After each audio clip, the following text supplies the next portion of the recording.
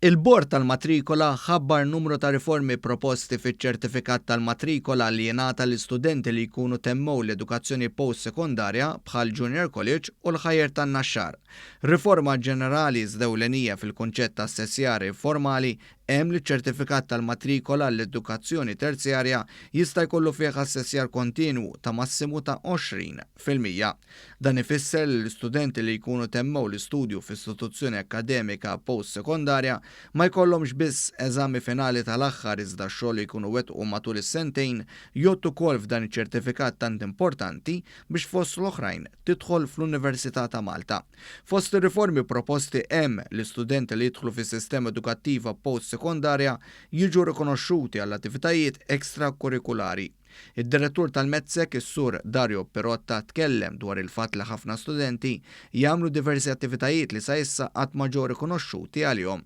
L-istudenti jagħmlu ħafna xogħol, mhux biss jistudjaw mod formali, imma jsir ħafna xogħol fl-iskola stess u barra mill-iskola.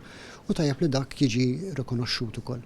Għalhekk il-proposta hija li dan ix-xogħol qed isir jista' jsarraf għal 3 punti għal ċertifikat tal-matrikola.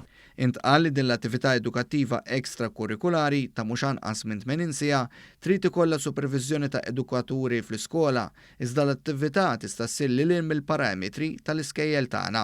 L-atleti li jibrillaw ukoll se jiġu rikonoxxuti għall-isforzi u t-talenti tagħhom hekk kiflok jistudjaw 6 suġġetti se jkunu jistgħu jistudjaw 5 suġġetti u d-dixxiplina sportiva li jipprattikaw titqies bħala is-6 suġġett f'livell intermedju. Studenti li anki huma involuti fil-qasam artistiku bħal drama, mużika u arti ukoll se jiġu rikonoxxuti bl-istess mod. Riforma proposta oħra li tolqot lajn hija li mis-sena 2021 studenti f'livell post-sekondarju jridu jistudjaw lingwa barranija oħra f'livell intermedju jew livell avvanzat. Dan ifisser l-istudent apparti li jażel il-Malti jew l-Ingliż xorta jrid jażel lingwa barranija oħra bħat-Taljan, il-Franċiż, l-Ispanjol jew il-Ġermaniż fost l-oħrajn.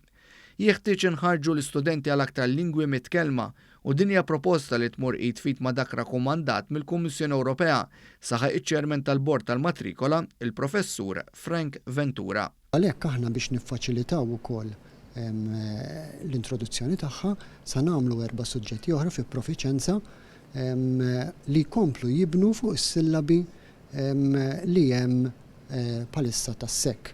Ma jiġifieri student irid ikun juri kompetenza fl-4 ħiliet tal-lingwa. Is-suġġett magħruf bħala Systems of Knowledge ukoll se jkollu bidliet fih fejn għall-ewwel darba se jibda jiġi mgħallem mhux biss bl-Ingliż imma anke bil-Malti.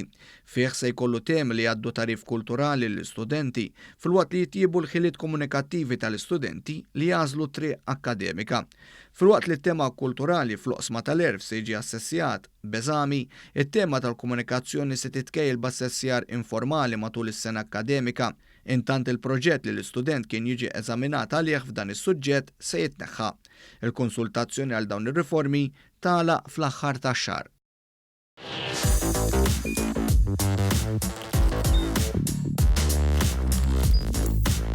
Idħol fuq one.com.mt u hemmhekk tista' tara l-programmi kollha li jxandru fuq One permezz ta' One Play.